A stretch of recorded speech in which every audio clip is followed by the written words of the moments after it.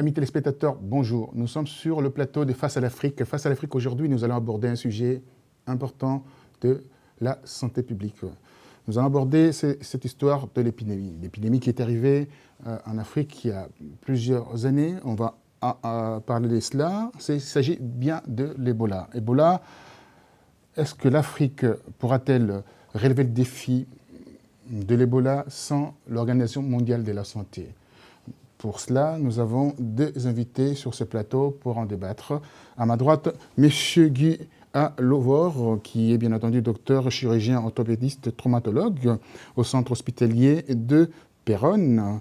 Il est aussi membre de l'Afrocentricité, un think tank qui traite bien entendu des sujets divers dans le monde, le sujet d'actualité et également pour l'intelligence économique et plein de choses.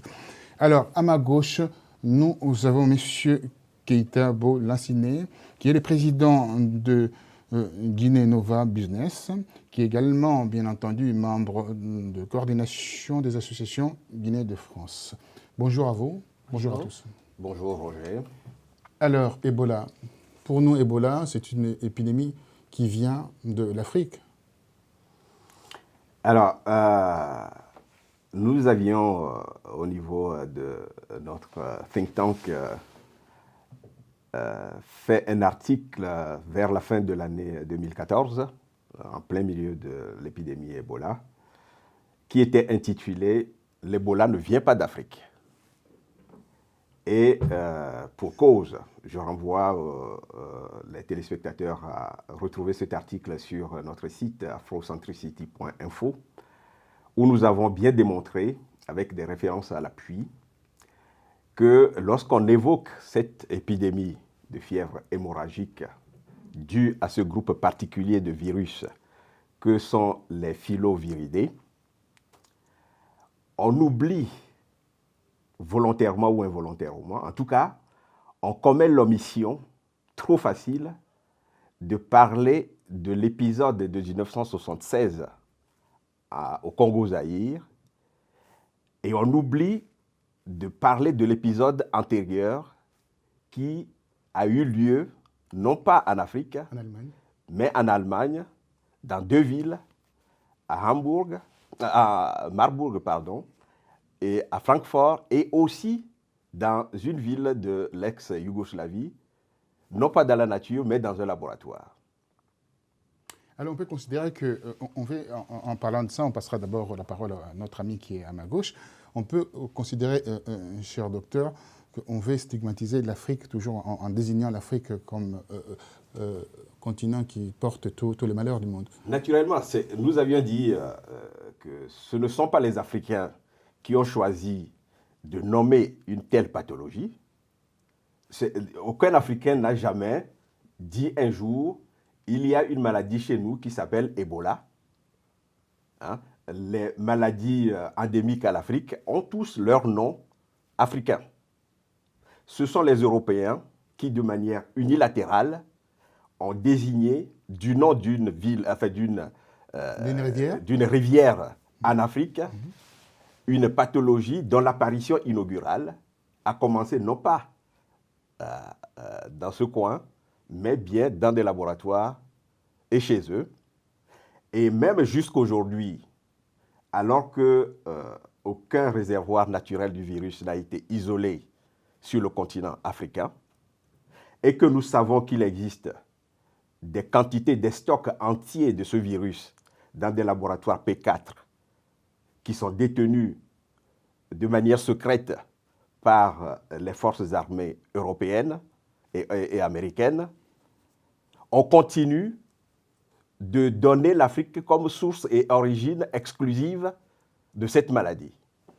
Alors, M. Keita, en entendant parler, on dit que voilà, l'Afrique devient un champ d'expérimentation pour, comme on dit, la guerre bactériologique. Je remercie mes deux frères d'Afrique. Moi, j'ai écouté le spécialiste, le docteur. Moi, la partie qui me touche beaucoup, on sait que Ebola, toute cette situation maladive, cette maladie a été découverte en 1976. En RDC, c'est si on veut, mais Voilà. il a démenti cela. Oui, non, il a fait la démonstration, ce qui Voilà. a préexisté. C'est-à-dire qu'avant, les antécédents, avant cette date, il en a expliqué, je lui salue pour ça. Mais depuis ce temps-là jusqu'à aujourd'hui, quand même, ça fait minimum 50 ans que la plupart des pays africains ont accédé à la souveraineté nationale. Pendant 50 ans, l'Afrique a produit des intellectuels, des grands médecins, même des scientifiques. Pourquoi, pendant tout ce temps, il a existé des organisations panafricaines comme l'EIA qui devient l'Union africaine, que nulle part, malgré certains grands chefs d'État, qu'on continue encore à citer leur nom dans l'histoire, malgré tout cela, qu'il n'y ait pas eu une concertation, voire un colloque, voire une véritable prise de décision, c'est-à-dire un nouveau politique et intellectuel pour dire désormais une telle maladie, que fait-on pour désormais empêcher que nous soyons victimes de ce genre de choses? Alors, vous répondez à ma question, alors, terre expérimentale pour la guerre bactériologique? Oui, parce Et que, vous répondrez à ça d'ailleurs. voilà, parce qu'en fait, ce que vous dites, c'est vrai, parce qu'en fait, l'Afrique, depuis l'indépendance, on a connu des rébellions, on a connu des coups d'État.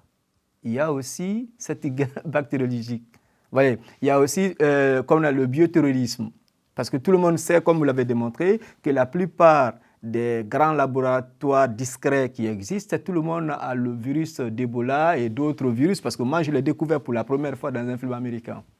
Et j'ai dit que cela existe, que déjà il existe. Alors, cela existe. Alors, ça existe énormément. On appelle ça maladie de Marbeuf, ce qui était appelé à l'époque en Allemagne.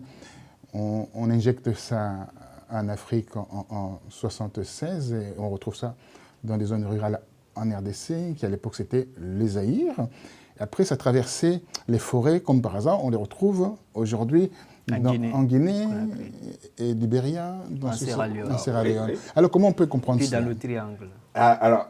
Et là, on va arriver maintenant après à l'Organisation mondiale de la santé. Voilà, pour la simple et bonne raison que, et c'est un défi d'ailleurs pour tous ceux qui ont tendance à incriminer le continent africain dans la survenue et la propagation de ce virus, c'est que si ça avait été un phénomène naturel qui a éclaté au Congo-Zaïre, ça se serait propagé certainement de proche en proche, avec peut-être des patients qui transportent ça ou un vecteur naturel qui transmet ça et ainsi de suite.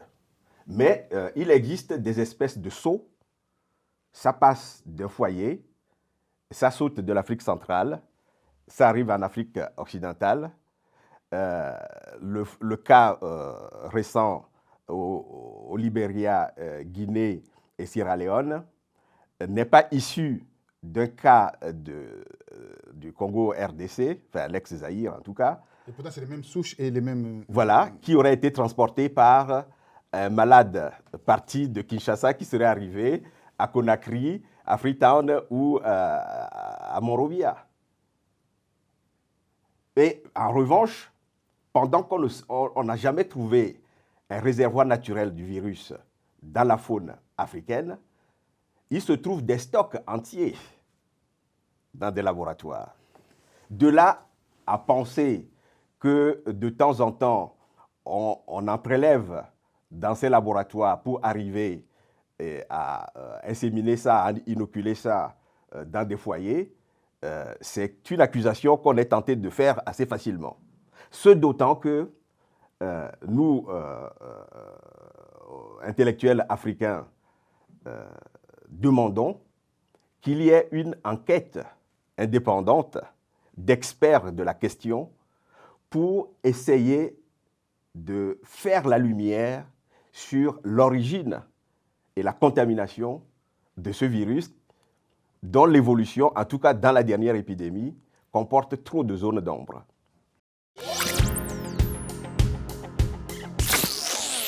Au niveau, pour rentrer dans le vif du sujet, les autorités sur place ont été débordées par rapport à l'expansion au développement de ces virus dans la zone ouest africaine. Alors, cette zone ouest, comment ces 3 gouvernements n'ont-ils pas réussi à éradiquer, en fait, à contenir ce virus? Ils ont eu l'aide de l'Organisation mondiale de la santé. Et en définitive, ils ont aussi également détourné quelques subsides pour éradiquer cette épidémie. Comment voyez-vous, en fait, la situation sur place? En fait, pour parler le cas de la Guinée, Ebola est arrivé à Guinée depuis vers la fin de 2014. Mais ce n'est qu'à partir du mois d'avril qu'on a commencé à crier SOS en Guinée. Parce qu'on n'a pas su tout de suite. Voilà. On n'a pas su tout de suite la nature de la maladie qui tuait les gens ici et là. Parce que certains ont cru que c'est du palu, parce que ça commence par le vomissement, vous avez de la fièvre, comme si une femme en état de famille, au début de grossesse, a de la fièvre, il fait le vomissement, on peut croire. Ou quelqu'un qui a de la diarrhée, on peut croire autre chose. Jusqu'à ce qu'on a eu le coup de main, comme on appelle l'Institut Pasteur et l'OMS, pour dire que c'est Ebola. Les Guinéens ne savaient pas que c'était Ebola. Bon, chez nous, il n'y avait aucun dispositif sanitaire, il faut dire la vérité. Les hôpitaux guinéens ne sont pas performants. Le personnel, on n'en a pas assez qualifié. Et sur le plan infrastructure, le déplacement est compliqué. Ça arrive à une période où les routes sont pas... Sincèrement, c'était difficile. Donc, il a fallu l'aide, comme vous l'avez vécu. Vous l'avez vécu comme moi aussi. Sur place, j'étais sur place. Voilà, vous étiez sur place. Oui. Moi, je l'ai vécu étant ici, qu'il a fallu l'aide extérieure. Beaucoup de volontaires, africains comme européens, qui sont venus nous aider. Moi, ce qui m'a beaucoup interpellé dans tout ça, les expatriés qui ont été contaminés ont été guéris. J'allais poser cette question, mais comme vous me l'avez dit... Voilà, ont été guéris. Bon, chez nous, ça a viré, excusez-moi de l'expression, ça a viré à un problème psychosociologique. C'était purement psychologique parce qu'il y avait des problèmes culturels, le problème sociologique et le problème psychologique. Parce que quand on dit à quelqu'un, on va enterrer ton fils, tu ne dois pas le toucher, c'est un problème. Ou quand habituellement le médecin vient souriant. Le médecin, quand il arrive dans une famille, quand il voit un patient, il sourit, il arrive à détendre l'atmosphère. Il fait en sorte que le patient se met psychologiquement dans les bonnes conditions. Mais le médecin Ebola, il est masqué. Il est masqué de telle sorte qu'on ne peut pas croire que c'est un être humain. Alors on va arriver par rapport à ça parce qu'on déborde un tout petit peu. Alors, au niveau de la gestion de cette crise, les autorités ont failli. Pour revenir vraiment à la question, l'OMS a fait quelque chose, un pas, en découvrant tout de suite ce que c'était l'Ebola. Est-ce que le pyromane pompier savait déjà ce qu'il faisait? Bon, pour découvrir tout de suite que c'est Ebola, voilà, c'est problématique. Oui, c'est-à-dire que... Vous êtes médecin, vous devez le savoir, donc il y a autre chose. Voilà, c'est un petit peu comme... sans vouloir... Parce que la question aujourd'hui n'est pas d'accuser. Mais il faut quand même établir les responsabilités, ne serait-ce que comment faire pour prendre les mesures nécessaires pour qu'à l'avenir, ce genre de choses ne se produise plus. Parce que nous sommes à près de 25 épidémies depuis cet événement. Ça veut dire qu'il y a quelque chose qui se joue. Il y a une mutation de cette épidémie aussi. Oui, il y a quelque chose qui se joue contre l'Afrique dans cette affaire. Voilà. Et ça reste assez occulte. Bien. Vous parlez de pompiers pyromanes. Effectivement, les Africains, n'ayant jamais vu un truc pareil chez eux, ne connaissant pas le mal, c'est l'autre qui vient dans un environnement qui n'est pas le sien pour savoir que, tiens, il s'agit de tel virus dont il a des quantités énormes chez lui. Est-ce que vous voyez ce que je veux dire? Je comprends parfaitement ce que vous dites. C'est comment dire, quelqu'un voit sa maison brûler, la personne ne sait pas faire du feu, n'a jamais vu du feu chez lui, mais celui qui vient pour éteindre le feu est détenteur d'un briquet et des allumettes. Alors on se demande qui c'est qui a mis le feu.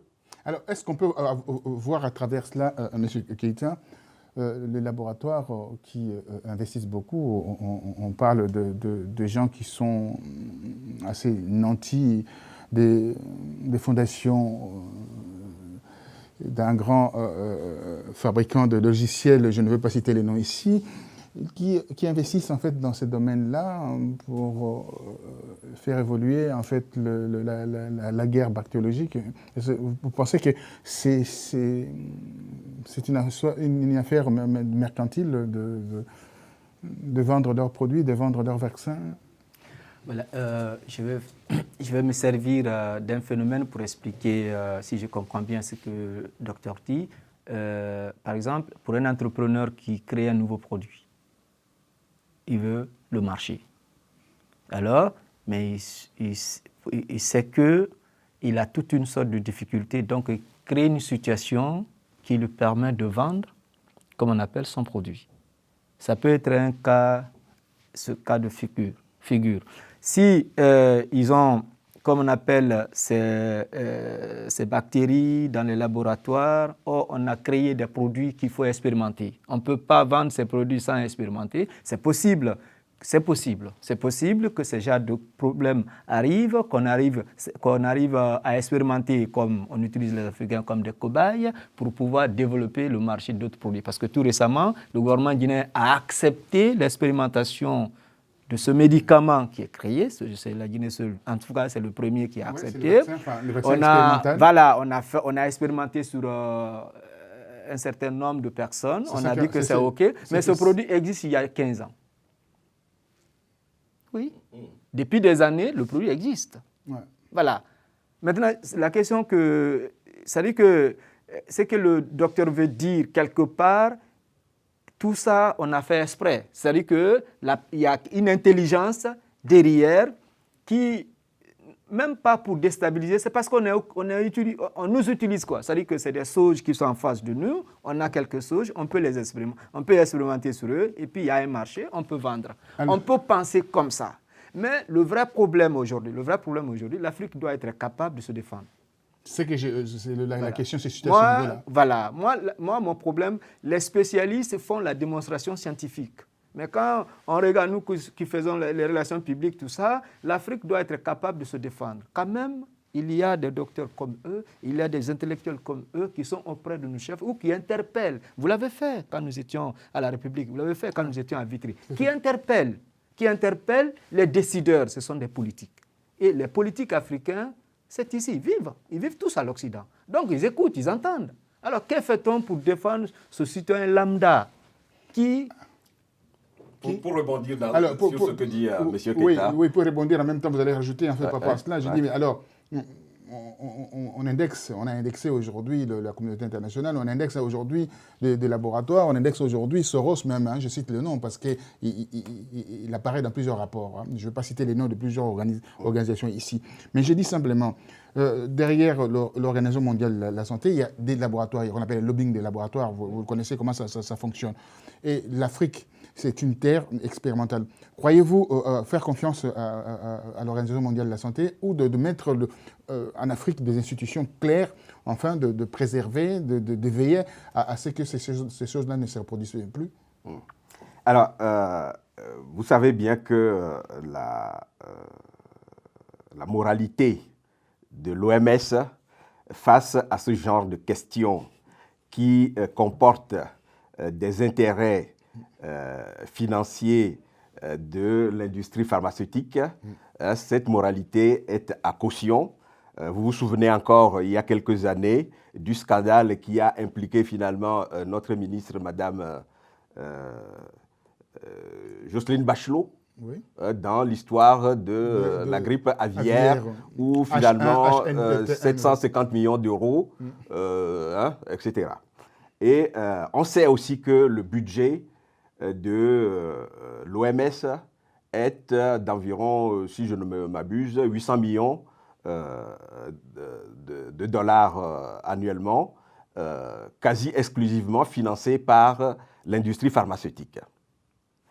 Et donc, si j'abonde dans le sens de M. Keita, qui, si j'ai bien compris ce qu'il a dit et que je me permets de résumer pour dire qu'il y a une volonté commerciale de créer de la demande pour proposer une offre thérapeutique, c'est-à-dire créer la maladie, vous proposez le traitement derrière.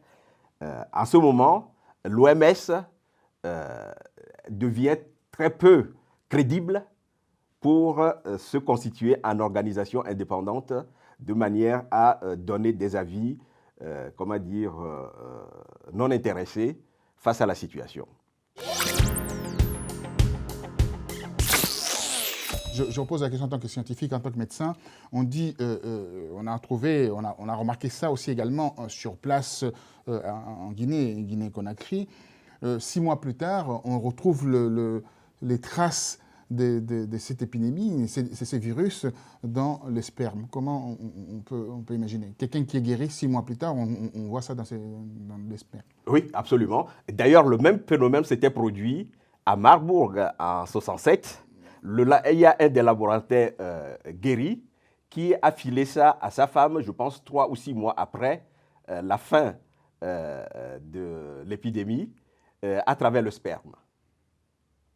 Donc, c'est le même virus qui est en cause nécessairement. Qui est en cause. Alors, vous évoquez beaucoup l'action des autorités en place, des autorités africaines. Vous évoquez également aussi de l'Union africaine. À partir du moment que l'Afrique a eu sa souveraineté, l'Union africaine ne réagit pas souvent par rapport à cela. Quelle est la proposition Ferrivo par rapport à nos autorités et également à l'Union africaine? Moi, j'aurais voulu... Les défis, c'est le vrai défi, c'est ça? Oui, c'est le vrai défi. Moi, j'aurais voulu que l'Union africaine soit une vraie Union africaine. Une institution continentale, je ne dis pas panafricaine parce qu'on confond souvent. Une institution continentale. Et c'est quoi la différence, rapidement? La différence, c'est-à-dire que tout ce qui est pana de solidarité.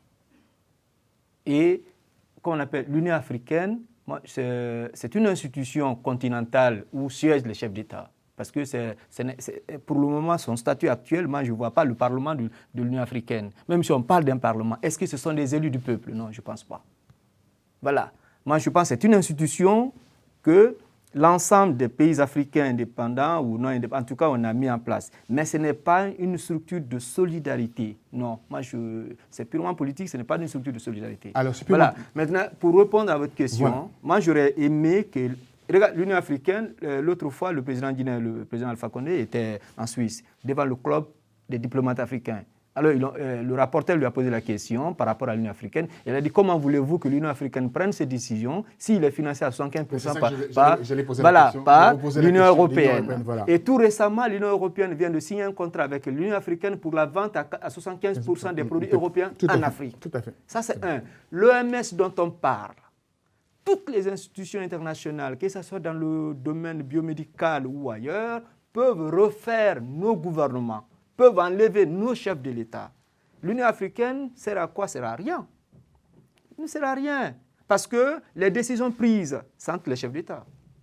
Qu'on soit crédible ou pas, qu'on soit élu ou pas élu, qu'on a pris le poids par coup d'État ou pas, quand vous arrivez là-bas, c'est entre eux.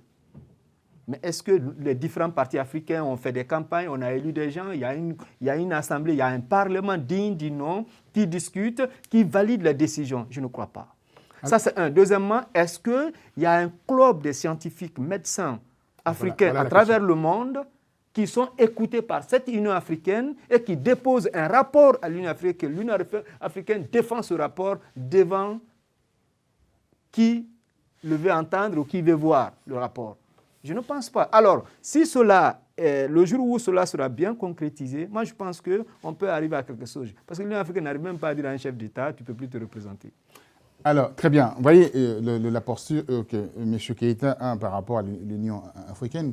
Alors, la main qui vous aide, c'est la main qui vous colonise. Alors, dites-moi, comment faire alors? Le défi de l'Ebola, on ne pourra absolument pas s'en sortir. On sera toujours là à être tributaire d'une organisation ou d'un organisme international. Oui, alors, comment dire, les relations entre les États et entre les États et des organisations internationales doivent exister. Mais en tout temps, nos dirigeants doivent se poser la question de savoir quel est l'intérêt de nos pays dans la prise de certaines décisions. par exemple, quand le président Koroma a autorisé des expérimentations d'un laboratoire secret Ernest à- de Tulane. de Tulane Voilà. à Kenema, on n'a pas le temps. à Freetown, On n'a pas le temps de parler de ça, mais allez-y. est-ce hein. que il s'est douté à un moment donné que ça aurait pu être la porte pour le loup de rentrer dans la bergerie et de détruire ses brebis? Il ne s'est jamais posé la question. Et la disparition de cette épidémie dans ce pays, on peut en partie féliciter la population qui a pris ses responsabilités et qui est allée détruire ce laboratoire. Ouais. Vous voyez? Donc, il y a des situations comme ça. Et aussi, la position des intellectuels. Nous avons saisi Madame Zuma pour demander qu'une enquête indépendante soit diligentée avec des experts indépendants pour savoir d'où vient ce virus, comment il se transmet, comment on explique l'épidémie, mais tout ça est resté sans suite. Vous voyez?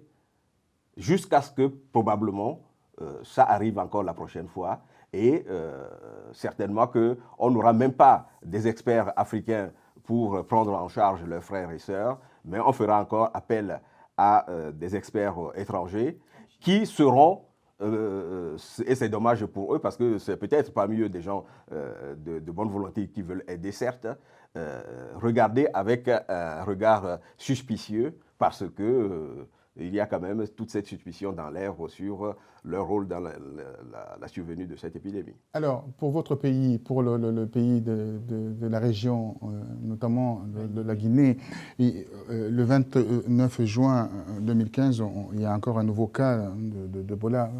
La réaction du gouvernement, c'était comment?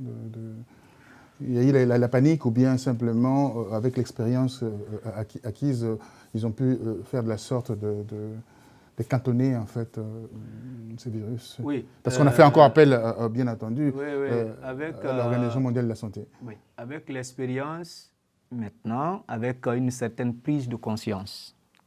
Avec une certaine prise de conscience, on arrive à circonscrire. On arrive à isoler les cas. Une fois qu'un cas est identifié, il passe à l'isolement du cas. Cela se passe actuellement en Guinée. Et les cas identifiés actuellement ne sont pas aussi très importants, même si on a peur avec les élections qui arrivent. Il y a 149 cas encore qui sont identifiés. Hein. Oui, il y a les chiffres de l'Organisation mondiale de la santé. On va terminer avec ça. Voilà, il y a des cas identifiés, mais alors là, il y a une certaine maîtrise. Mais moi, ce que le citoyen lambda veut aujourd'hui... On arrive à la fin, allez-y. OK, parce qu'actuellement, il y a certains qui ne croient même plus. Qui ne croient même plus. Qui ne croient même plus. Quand vous rencontrez certains, ils disent que c'est devenu un fonds de commerce pour les uns et les autres, que l'affaire d'Ebola, ce n'est pas de la vérité, c'est juste pour se faire de l'argent. Alors, c'est quoi alors? Donc, on est en train de dire que, voilà, c'est oui, pourtant, c'est une réalité. C'est une réalité, mais c'est instrumenté comme vous dites. Voilà, c'est une réalité sur place. Un mot peut partir. Non, un mot seulement, en 10 secondes. Ouais, on aurait tort de prendre cette histoire comme de la banalité. Voilà. Il s'agit d'un problème sérieux qui nécessite de savoir qui a fait quoi, quand et comment, et tout simplement pour éviter que ça ne se reproduise. Et je pense que la situation va de mal en pire. Si je comprends ce qui se passe réellement en Afrique, les Africains, depuis qu'il y a eu l'apparition de cet virus, cette épidémie, en commençant en Afrique, je parle d'Afrique, on ne parle pas à l'extérieur de l'Afrique, on parle bien entendu de l'ex-Zaïre, la RDC en 1976.